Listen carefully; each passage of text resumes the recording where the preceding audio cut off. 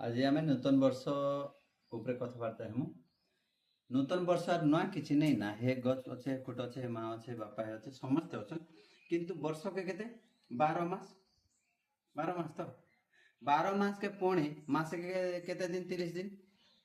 तापर सप्ताह अच्छे सप्ताह के केते दिन 7 दिन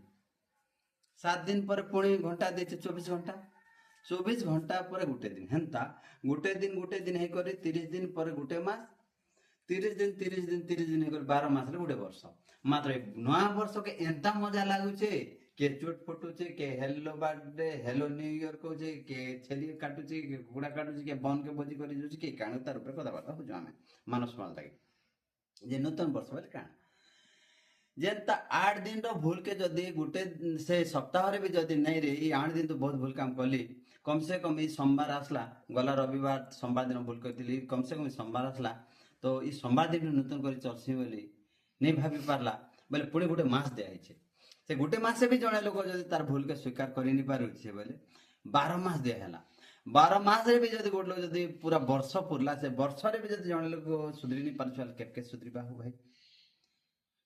जदि आपण मैंने खिया पिया करन कि सांगसाथी करन कौन से जदि रब व्यवहार निज हृदय थिला कि शरीर थिला कि मन भीतर थिला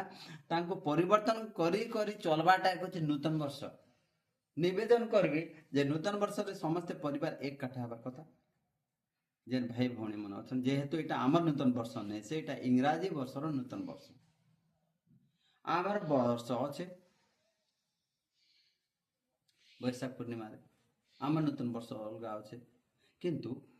इंग्राजी नूतन वर्ष जदि आपण माने मानुछ बोले भल करी मानो जेंता कि परिवार निजर माँ थिबार अच्छे बापा थिबार अच्छे भाई थिबार अच्छे भौणी थिबार अच्छे परिवार गुटे ने रहबार अच्छे आ खाई पी कर से दिन लगी माँ बापा के जुहार करी करी छोट मन के आशीर्वाद नहीं चलबार कथा किंतु आजकल काଣା होचे सकाल पहले छुआ बोले बापा मुई बण भोजी कर जिमे आर गोटे के कहचे मुई से नंबर सांग सांग भोजी कर जिमे हेंता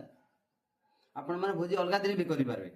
खाली नूतन वर्ष बोले गोटे मान अच्छे किंतु माँ बापा के नहीं पाई है निजर भौणी के नहीं पाई निजर भाई के नहीं पाई निजर पुत्रा के नहीं पाई तो ये गुटे दिन लगी निवेदन कर समस्त को ओडिशावासी को भारतवासी को जे आम समस्ते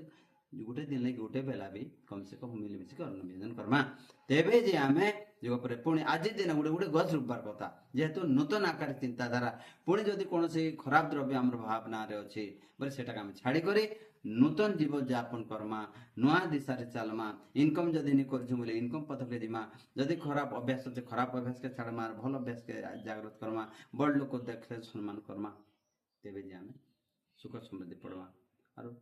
पैसा हूँ कलिजुग भगवान भगवान के ना जे टंका कमेला ताके लोग मोर सला भल मोर मौसी भल बोले मोर पिपसी भल बोलबे मोर मामू भल बोलबे मोर भाई भल बोल के कहूँ आम भेणी भल और जाके तुम भल पाथि बोले से टुकर भी कहबा हो आम राजा आमर घुसिया खूब भल हो केनता भल रे नहीं मुझे ड्रेस किणी देवा लगी पैसा देस